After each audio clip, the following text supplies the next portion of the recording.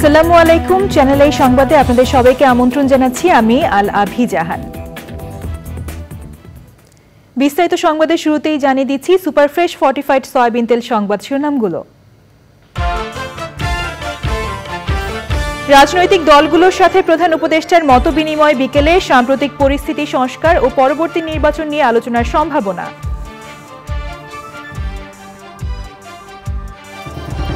অবাধ সুষ্ঠু নির্বাচনের জন্য অন্তর্বর্তী সরকারকে সব ধরনের সহযোগিতা করবে বিএনপি।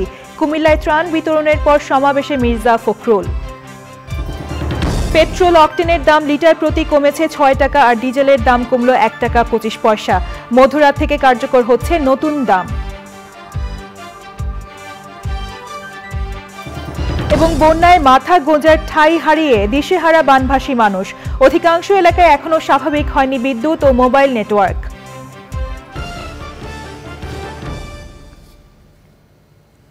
সংবাদ শিরোনামগুলো জানাচ্ছিলাম। এখনকার এই সংবাদ আয়োজন একই সঙ্গে চ্যানেল আই এর ইউটিউব চ্যানেলে এবং চ্যানেল আই এর ওটিটি প্ল্যাটফর্ম আই স্ক্রিনে লাইভ স্ট্রিম হচ্ছে। এবারে বিস্তারিত সংবাদ। দেশের সার্বিক পরিস্থিতি এবং আগামী নির্বাচন নিয়ে রাজনৈতিক দলগুলোর সঙ্গে মতবিনিময় করবেন অন্তর্বর্তী সরকারের প্রধান উপদেষ্টা ডক্টর মোহাম্মদ ইউনূস। বেলা ৩টায় প্রধান উপদেষ্টার সরকারি বাসভবন যমুনায় শুরু হবে মতবিনিময় সভা, চলবে রাত ৮টা পর্যন্ত। মতবিনিময় সভার বিষয়ে জানতে আমরা সরাসরি চলে যাচ্ছি রাষ্ট্রীয় অতিথি ভবন যমুনায়। সেখানে আছেন চকর মালিথা। চকর, রাজনৈতিক দলগুলোর সঙ্গে প্রধান উপদেষ্টার বৈঠকের বিষয়ে আর কি তথ্য আছে আপনার কাছে?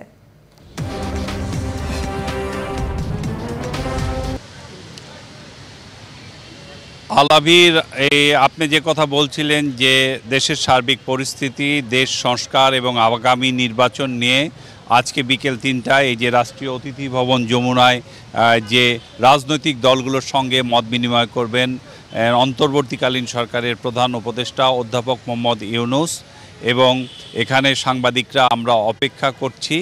এবং এই বৈঠকটি বিকেল ৩টায় শুরু হয়ে টানা ৫ ঘন্টা রাত ৮টা পর্যন্ত চলবে। গত বৃহস্পতিবার বিএনপি মহাসচিব মির্জা ফখরুল ইসলাম আলমগীরের নেতৃত্বে বিএনপির স্থায়ী কমিটির সদস্য ও আমির খসরু মাহমুদ চৌধুরী এবং সালাউদ্দিন আহমেদ সহ ৩ জনের একটি প্রতিনিধি দল প্রায় সোয়া ঘন্টা বৈঠক করেছিলেন অন্তর্বর্তীকালীন সরকারের প্রধান উপদেষ্টার সঙ্গে। সেই বৈঠকে থেকে বিএনপির পক্ষ থেকে প্রধান উপদেষ্টাকে অনুরোধ জানানো হয়েছিল যে নির্বাচন, রাষ্ট্র সংস্কার এবং সার্বিক পরিস্থিতি নিয়ে রাজনৈতিক দলগুলোর সাথে দ্রুত সংলাপ করার জন্য একটি পরামর্শ বা একটি অনুরোধ করা হয়েছিল। ও সে তার প্রেক্ষিতেই আজকে এই সংলাপ হচ্ছে বা হবে। আর রাজনৈতিক দলগুলো কারা অংশ নিবে এখনও প্রধান উপদেষ্টার কার্যালয় থেকে আমাদেরকে সেই দলগুলোর নাম আমাদেরকে বলেনি। তবে বাংলাদেশে যে নিবন্ধিত ৪৫টি রাজনৈতিক দল রয়েছে, সেই ৪৫টি রাজনৈতিক দলগুলোর মধ্যে শুধু আওয়ামী লীগে আজকের বৈঠকে উপস্থিত থাকবে না। তাছাড়া রাজনৈতিক দলগুলো মোটামুটি যারা আছে তাদের সবাইকেই বলা হয়েছে যে এখানে উপস্থিত থাকবে, আমরা এটা জানতে পেরেছি। আর একটি বিষয় হলো যে বলা হচ্ছে যে রাজনৈতিক দলগুলোর সাথে একের পর এক আলোচনা করে বর্তমান সরকার নির্বাচনের একটি রোডম্যাপও খুব তাড়াতাড়ি ঘোষণা করতে পারেন, এবং সেই লক্ষ্যেই এই যে রাজনৈতিক সংলাপ যে শুরু হচ্ছে তার মূলত এটি শুরু। এরপরেও আরও একাধিক সংলাপ হবে। আমরা অপেক্ষা করছি রাজনৈতিক দলগুলো যে ৩টার আর সংলাপে অংশ নেবে, কারা কারা আসে। আমরা যারা অপেক্ষমান সাংবাদিক আছি তারা বাইরে থেকে দেখে দর্শকদেরকে জানাতে পারবো যে আসলে শেষ পর্যন্ত কোন রাজনৈতিক দলগুলো এই আলোচনায় অংশ নিচ্ছেন। আলাভি। চকর মালিথা, ধন্যবাদ আপনাকে। বিএনপি মহাসচিব মির্জা ফখরুল ইসলাম আলমগীর বলেছেন, সবাই যেভাবে চায় সেভাবেই নির্বাচন দিতে হবে। কুমিল্লায় ত্রাণ বিতরণের পর সমাবেশে তিনি বলেন, একটি অবাধ ও সুষ্ঠু নির্বাচনের জন্য অন্তর্বর্তীকালীন সরকারকে সময় দিতে হবে, তাড়াহুড়া করা যাবে না। সরকারকে সব ধরনের সহযোগিতা দেওয়ার কথা বলেছেন বিএনপি মহাসচিব।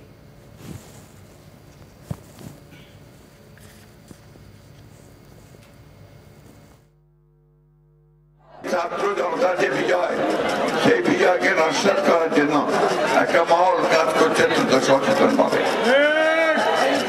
আমাদের মধ্যে আবার বিভেদ সৃষ্টি করার চেষ্টা করছে। আমরা বন্যা দুর্গত মানুষের পাশে দাঁড়াতে এসেছি, আমরা দাঁড়াবো।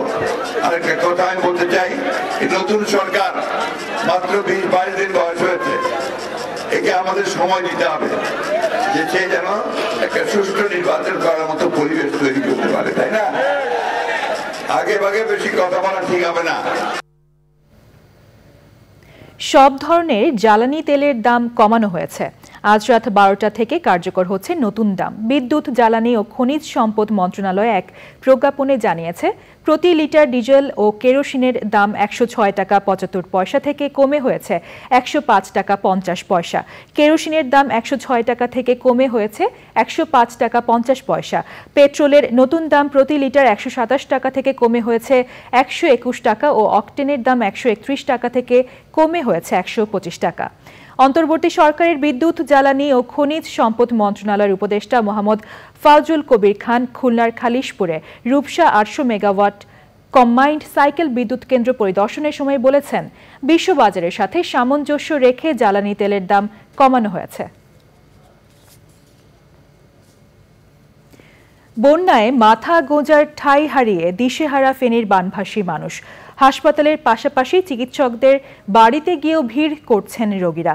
বন্যা কবলিত অধিকাংশ এলাকা এখনও যোগাযোগ বিচ্ছিন্ন। বিদ্যুৎ ও মোবাইল ফোন নেটওয়ার্ক স্বাভাবিক হয়নি। নোয়াখালীতে কমছে বন্যার পানি। জাহিদ হাসান, শাকিল ও আলাউদ্দিন শিবলুর পাঠানো তথ্য ও ভিডিও চিত্রে রাজীব আহমেদের রিপোর্ট।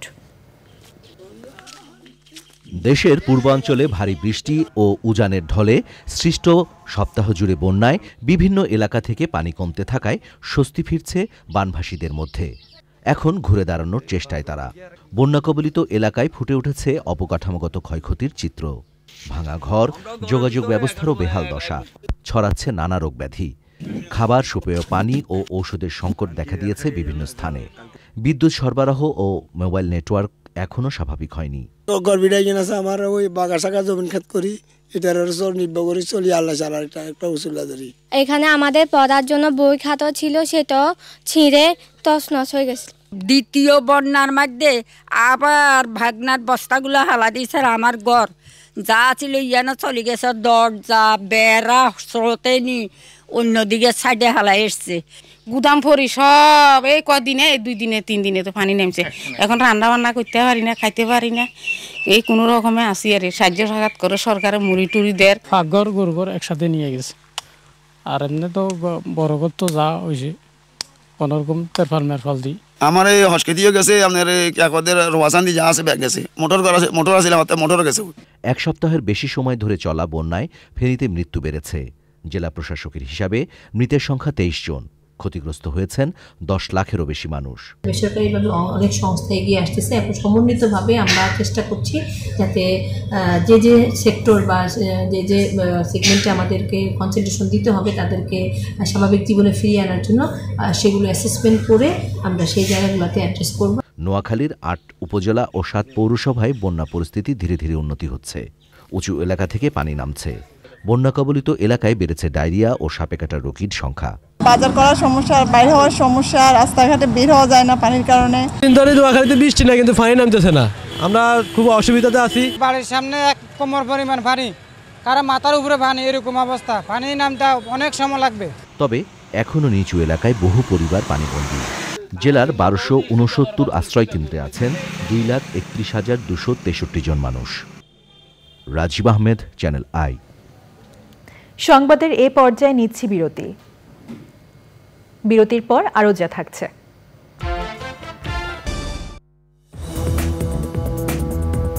বিরতির পর আবারও আমন্ত্রণ জানাচ্ছি।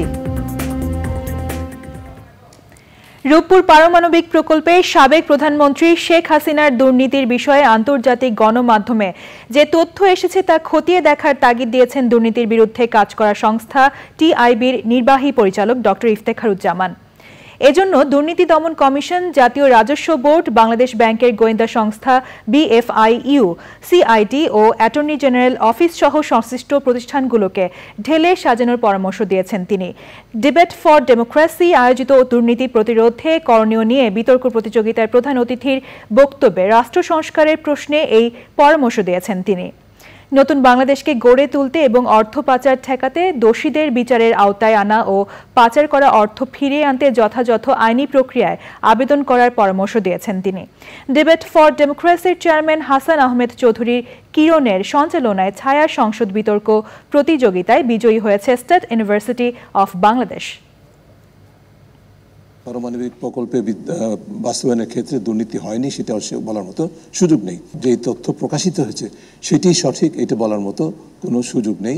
আমরা যেটা আশা করব সেটা হচ্ছে যে যেহেতু অভিযোগ উত্থাপিত হয়েছে এখন রাষ্ট্রের সরকারের হাতে সুযোগ আছে বিষয়গুলো খতিয়ে দেখা, পুরো প্রকল্পই হোক অন্য যে কোনো প্রকল্পই হোক, যে অভিযোগগুলো উত্থাপিত হচ্ছে সেগুলো খতিয়ে দেখা অপরিহার্য। অন্তর্বর্তী সরকারের দুর্যোগ ব্যবস্থাপনা ও ত্রাণ মন্ত্রণালয়ের উপদেষ্টা ফারুকী আজম বীর প্রতীক বলেছেন, আপাতত বন্যার্তদের রক্ষা করাই প্রধান কাজ। তাদের চিকিৎসা সেবা ও প্রয়োজনীয় খাদ্য সামগ্রীর যোগান দিতে হবে। নোয়াখালীতে বন্যা পরিস্থিতি মোকাবেলা ও ত্রাণ কার্যক্রম সমন্বয় বিষয়ে মতবিনিময় সভায় তিনি সরকারি কর্মকর্তাদের আরও বেশি উদ্যোগী হয়ে কাজ করার আহ্বান জানিয়েছেন। তিনি বলেন, জনসম্পৃক্ত হয়ে সমন্বয় করতে হবে। বৈষম্য বিরোধী ছাত্র আন্দোলনের স্বেচ্ছাসেবী সহ সবাইকে ঐক্যবদ্ধ থাকারও আহ্বান জানান তিনি। মানুষ বাঁচানোটাই হলো আমাদের কাছে প্রধান কাজ।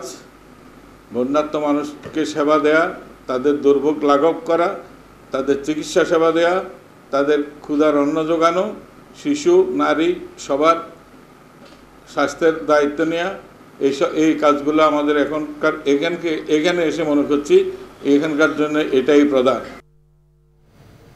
এলাকার মানুষ খাদ্য ঘাটতিতে পড়বে না বলে জানিয়েছে বিমান বাহিনীর প্রধান। ছাগলনাইয়া উপজেলার দুর্গাপুর সিংহনগর প্রাথমিক বিদ্যালয়ে বিমান বাহিনীর মেডিকেল ক্যাম্প পরিদর্শন ও ত্রাণ বিতরণ কার্যক্রম শেষে তিনি বলেন, খাদ্য বস্ত্রের পাশাপাশি পর্যাপ্ত শিশু খাদ্য ও নারীদের স্যানিটেশনের ব্যবস্থা করা হচ্ছে। মেডিকেল ক্যাম্পে রোগীদের মধ্যে শিশু ও বৃদ্ধদের সংখ্যা বেশি। ঘরবাড়ি মেরামত সহ বন্যার্তদের পুনর্বাসনে সরকারের পাশাপাশি বিমান বাহিনীও সহযোগিতা করবে বলে জানিয়েছেন বিমান বাহিনী প্রধান। মেডিকেল ক্যাম্প পরিচালনার পাশাপাশি আশপাশের 3টি ইউনিয়নের মাধ্যমে বন্যার্তদের ত্রাণ বিতরণ করা হবে। এখানে আমরা সারা দেশ যেভাবে এগিয়ে এসছে, আমাদের ছাত্ররা যেভাবে এগিয়ে এসছে, অন্যান্য বাহিনী সব বাহিনী যেভাবে এগিয়ে এসছে সেভাবে আপনারা জানেন বিমান বাহিনীও প্রথম দিন থেকে এগিয়ে এসছে আপনাদেরকে ত্রাণ তৎপরতা পর্যালোচনা করার জন্য। এবং যেটা আমরা বিশেষভাবে করতে পেরেছি আলহামদুলিল্লাহ, সেটা হচ্ছে আমরা মুমূর্ষু রোগীদেরকে ঢাকাতে নিয়ে যেতে পেরেছি। বিশেষ করে গর্ভবতী মাদেরকে আমরা ঢাকায় নিয়ে গিয়েছি, তাদেরকে চিকিৎসা প্রদান করা হয়েছে। বিএনপির যুগ্ম মহাসচিব রুহুল কবির রিজভী বলেছেন, বিএনপি চেয়ারপারসন বেগম খালেদা জিয়া দেশকে ভালোবেসে জনগণকে ছেড়ে পালিয়ে যাননি। তিনি রাজনীতির সাথেও আপোষ করেননি। পল্টনের ভাসানী ভবনে বৈষম্য বিরোধী আন্দোলনে প্রাণ উৎসর্গকারী শিক্ষার্থীদের স্মরণে দোয়া মাহফিলে তিনি আরও বলেন, আওয়ামী লীগের সাজানো নির্বাচনে বিএনপির অংশ না নেওয়া তারেক রহমানের সঠিক সিদ্ধান্ত ছিল বলেই স্বৈরাচার সরকারের পতন হয়েছে।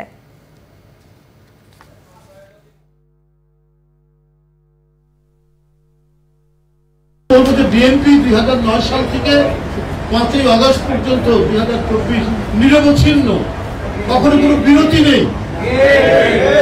এই আন্দোলনের মাঝখানে অনেকে কিছুটা অংশগ্রহণ করেছেন, কেউ করেননি, আবার আরেকটি আন্দোলনে হয়তো অংশগ্রহণ করেছেন। কিন্তু এইভাবে কথা বলা কখনোই ঠিক হবে না। উদ্দেশ্য করে ইঙ্গিত করে যে এটি কোনো বিশেষ দলের আন্দোলন কেন কথা বলছে, এটা তো বিভাজনের কথা।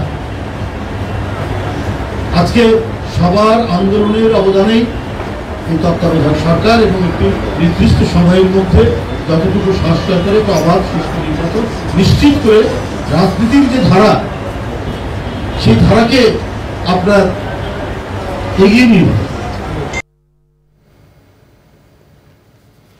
সংবিধান সংশোধন কিংবা গণতান্ত্রিক পুনর্গঠনের জন্য আবারও ছাত্র জনতার কাছেই ফিরে যেতে হবে বলে মনে করেন আইন উপদেষ্টা হাসান আরিফ।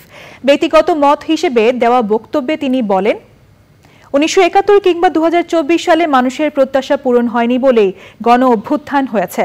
গণতান্ত্রিক পুনর্গঠনের জন্য সংলাপে সংবিধান প্রসঙ্গ নিয়ে আলোচনায় বক্তারা নতুন করে সংবিধান লেখা কিংবা সংস্কার নিয়ে দ্বিধা বিভক্ত থাকলেও সংবিধানে মানুষের প্রত্যাশা পূরণের বিষয়টি নিশ্চিত করার পক্ষে ঐক্যমত জানান। প্রশ্ন এসে করে আমার মজুমদার সাহেবের কাছ থেকে যে এই সরকারকে সিদ্ধান্ত দিতে হবে, আমি বলি না সরকার সিদ্ধান্ত দেওয়ার অধিকারী নয়। এই সরকার হচ্ছে ট্রাস্টি, বেনিফিশিয়ারি হচ্ছে জনগণ, আর সেটলার অফ দি ট্রাস্ট হচ্ছে এই ছাত্র জনতার যে গণ অভ্যুত্থান। সুতরাং আমাদেরকে এই ছাত্র জনতার কাছে ফিরে যেতে হবে এই সম্পূর্ণ বিষয়ে সিদ্ধান্ত দেওয়ার জন্য। 4 মাস 7 দিন পর রাঙ্গামাটির কাপ্তাই হ্রদে মাছ ধরা শুরু হচ্ছে। আজ মধ্যরাত থেকে হ্রদে মাছ ধরা শুরু করবেন জেলেরা। 25 এপ্রিল হ্রদে 3 মাসের জন্য মাছ আহরণে নিষেধাজ্ঞা দেওয়া হলেও পানি স্বল্পতায় 2 দফায় নিষেধাজ্ঞার সময় বাড়ানো হয়েছিল। হ্রদে মাছ ধরা শুরু হওয়ায় রাঙ্গামাটির জেলে ও ব্যবসায়ীদের মাঝে বেড়েছে কর্মব্যস্ততা। রাঙ্গামাটি প্রতিনিধি মনসুর আহমেদের পাঠানো তথ্য ও ভিডিও চিত্রে সৈয়দ অদিতের রিপোর্ট। কার্প জাতীয় মাছের বংশ বিস্তারের লক্ষ্যে প্রতি বছর 3 মাস রাঙ্গামাটির কাপ্তাই হ্রদে মাছ ধরা বন্ধ রাখা হয়। তবে এবার বর্ষা মৌসুমের শুরুতে কম বৃষ্টিপাতের কারণে লেকে কাঙ্ক্ষিত পানি না থাকায় 2 দফা মাছ ধরার নিষেধাজ্ঞার মেয়াদ বাড়ানো হয়। নিষেধাজ্ঞা শেষে কাপ্তাই হ্রদে মাছ ধরার সব প্রস্তুতি শেষ করেছেন জেলেরা। গত কয়েক বছর হ্রদের পানি কম থাকায় মাছের আকার ছোট ছিল। এবার হ্রদের পানি বৃদ্ধি পাওয়ায় বছর জুড়ে মাছ ধরা যাবে বলে মনে করছেন মৎস্য ব্যবসায়ীরা। আমরা মনে করতেছি এই যে পানি বাড়ার ফলে এবং মাছের যে গুণগত মান এটা পুষ্টিকর হয়েছে এবং বড় হয়েছে, সেই পরিণতিতে ভালোভাবে মাছ ধরা পাবে। ওই আশা করি ইনশাল্লাহ আমরা সুফল ভোগ করবো, জেলেরাও করবে এবং বিএফডিসিও করবে। এখন কাপ্তাই লেক ভর্তি পানি, এটা সামনে ব্যবসা করবে, আশা করি ব্যবসা ভালো হবে। আমাদের অনেক স্টাফ কষ্টে পড়ে যায়, ফিশারি খুললে আমাদের একটু ইনকাম হয়, আমরা চলাফেরা ভালো করে করতে পারি। প্রত্যেক কাজটা চলতেছে আপনার ফ্যামিলিটা ফিশারি করলে মনে করেন আমাদের ফ্যামিলি চলতেছে, আমরা একটু সুখে শান্তিতে থাকতে পারতেছি। মাছ ধরা শুরু হয় শুধু জেলেপাড়া নয়, কর্মচঞ্চল হয়ে উঠেছে জেলার সবথেকে বড় মৎস্য অবতরণ কেন্দ্র বিএফডিসি ঘাট। মাছ পরিবহনের জন্য প্রস্তুত করা হয়েছে ড্রাম ও বরফ ভাঙার মেশিন। একই সঙ্গে সব প্রস্তুতি সেরে রেখেছেন ব্যবসায়ী ও বাংলাদেশ মৎস্য উন্নয়ন কর্পোরেশন। সরকার থেকে একটা লক্ষ্যমাত্রা দেওয়া হয়েছে, বাট আমাদের মূল লক্ষ্যমাত্রা হচ্ছে এখানে সারা বছর ধরে যাতে মৎস্য অবতরণটা একই হারে থাকে, সেই জন্যই আমরা মৎস্য অবতরণ এবং আহরণটা যথাসম্ভব নিয়ন্ত্রণের মধ্যে রেখে সকল উপকারভোগীদেরকে সাথে রেখে যাতে আমাদের লক্ষ্যমাত্রা অর্জন করতে যে পদক্ষেপগুলো গ্রহণ করা দরকার, আমরা সকল অংশীজনের সাথে আলোচনা করে সে ধরনের পদক্ষেপগুলো গ্রহণ করেছি। এশিয়ার বৃহত্তম এই কৃত্রিম হ্রদে মৎস্য সম্পদের অপার সম্ভাবনা থাকলেও পলি জমে ভরাট হয়ে যাচ্ছে। লেক ড্রেজিং করে গভীরতা বৃদ্ধির দাবি জানিয়েছে স্থানীয়রা। সৈয়দ অদিত, চ্যানেল আই, ঢাকা।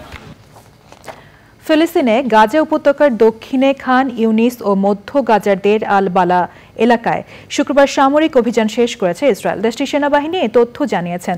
তাদের দাবি, মাসব্যাপী অভিযানে 2.5 শতাধিক হামাস যোদ্ধাকে হত্যা করা হয়েছে। আল জাজিরার এক প্রতিবেদনে বলা হয়, সেনা প্রত্যাহারের আগ পর্যন্ত খান ইউনিস ও দের আল বালা এলাকায় তাণ্ডব চালিয়েছে ইসরায়েল। ফিলিস্তিনের বেসামরিক প্রতিরক্ষা বিভাগ সেখান থেকে 9 জনের মরদেহ উদ্ধার করেছে।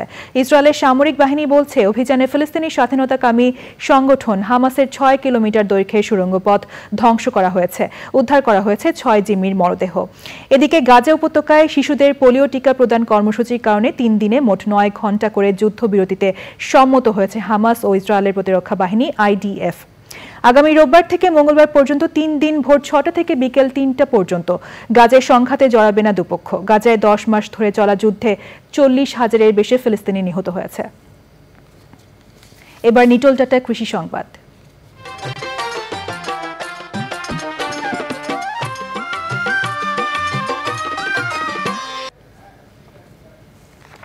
কুমিল্লায় সাম্প্রতিক বন্যায় সবচেয়ে বেশি ক্ষতিগ্রস্ত হয়েছে কৃষি ও মৎস্য খাত।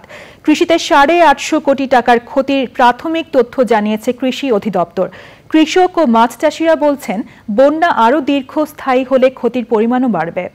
কুমিল্লা থেকে আবুল কাশেম হৃদয়ের পাঠানো তথ্য ও ভিডিও চিত্রে তাফিমুল ইসলামের রিপোর্ট। কুমিল্লায় সাম্প্রতিক বন্যায় 70,000 হেক্টর জমি প্লাবিত হয়েছে। সবচেয়ে বেশি ক্ষতিগ্রস্ত হয়েছে রোপা, আমন ও সবজি ক্ষেতের। তলিয়ে গেছে ধানের বীজতলা। ফয়াতের জলা কুমিল্লার ভিতরে শ্রেষ্ঠ ফয়াতের জলা ইসাপুরা, মানে চতুর্দিকে এটা বিরাট বড় আওর, কত হাজার কানি আল্লাহু আলম জানে, কুমিল্লার ভিতরে শ্রেষ্ঠ এটা, পুরোটা শেষ। হ্যাঁ, পুরোটাই শেষ। মৎস্য খাতে প্রাথমিক সমীক্ষায় ক্ষয়ক্ষতি ধরা হয়েছে 450 কোটি টাকা। প্লাবিত হয়েছে 2500 পুকুর, দিঘি ও মাছের ঘের। এখানে আমাদের 11 একর জায়গা আছে, 11 একরের মধ্যে আমি প্রায় 40 লক্ষ টাকার মাছের পোনা ফেলাইছিলাম, এদিক দিয়ে বাঙ্গা চলে গেছে, মাছের পোনা প্রায় 70% চলে গেছে। আমরা জাল টাল দিয়ে পাঙ্গাস মাছটা থেকে মূলত কিছু মাছ আমরা আটকাইতে পারছি, কিন্তু সাদা যে কার্প জাতীয় মাছটা, ওই মাছটাকে আর আমরা তেমন একটা আটকাইতে পারি নাই। এখনের বাজার মূল্যে প্রায় 3 থেকে 3.5 কোটি টাকার মতন আমার মাছ ছিল। এখন কি পর্যায়ে আছে এটা আল্লাহ ছাড়া কেউ বলতে পারি না। জেলা মৎস্য কর্মকর্তা জানান, মন্ত্রণালয়ের নির্দেশনা অনুযায়ী মাছ চাষিদের ক্ষতিপূরণ ও পুনর্বাসনের ব্যবস্থা করা হবে। এই পুকুরগুলো বন্যা প্লাবিত হওয়াতে মাছগুলো বের হয়ে গেছে। আবার কিছু কিছু ক্ষেত্রে দেখা যায় যারা পোনা নার্সিং করে, এই নার্সারি পুকুর থেকে পোনাগুলো বাইর হয়ে গেছে। তো এগুলো থেকে আমরা যে ধারণা করতেছি, প্রতিটি উপজেলা থেকেই আমাদের অধিদপ্তরের নির্ধারিত একটা ফরম্যাটে আমরা রিপোর্ট নিচ্ছি, এবং সেখানে আমরা দেখছি যে প্রায় আমার কুমিল্লা জেলাতে প্রায় 400 কোটির উপরে হয়তো ক্ষতিটা আসবে। কুমিল্লা জেলার 14টি উপজেলার বন্যা কবলিত হয়েছে। এর মধ্যে সবচেয়ে বেশি ক্ষতিগ্রস্ত হয়েছে বুরিংচর, দেবিদ্বার, লাকসাম, মোহনগঞ্জ, নাঙ্গলকোট ও 14 গ্রাম উপজেলায়। তাফিমুল ইসলাম, চ্যানেল আই। এবার দেখবেন প্রকৃতি সংবাদ।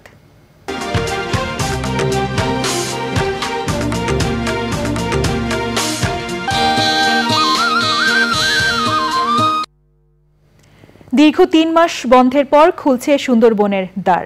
পর্যটকদের বরণ করে নেওয়ার জন্য সম্পূর্ণ প্রস্তুত অবারিত সবুজ বন আর পাহাড়ে ঘেরা এই পর্যটন কেন্দ্র। সেই সাথে কর্মচঞ্চলতা বেড়েছে নিষেধাজ্ঞায় বেকার হয়ে পড়া হাজার হাজার জেলে ও বনজীবীদের। মাহফিজুর রহমান মাহফুজের তথ্য ও পলাশ শরীফের ভিডিও চিত্রে আফরোজা হাসির রিপোর্ট।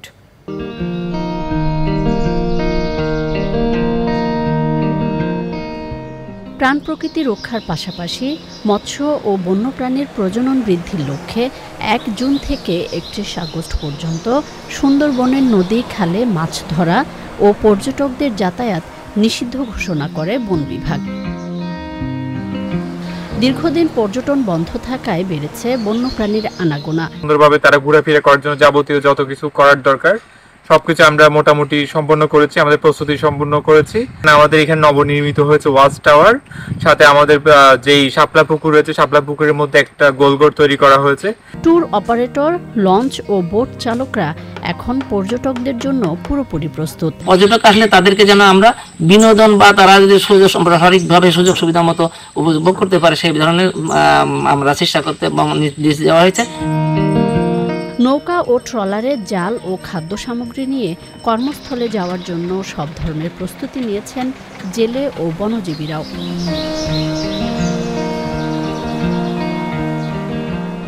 আফরোজা হাসি, প্রকৃতি ও জীবন ডেস্ক, চ্যানেল আই। এখন দেখবেন খেলার খবর।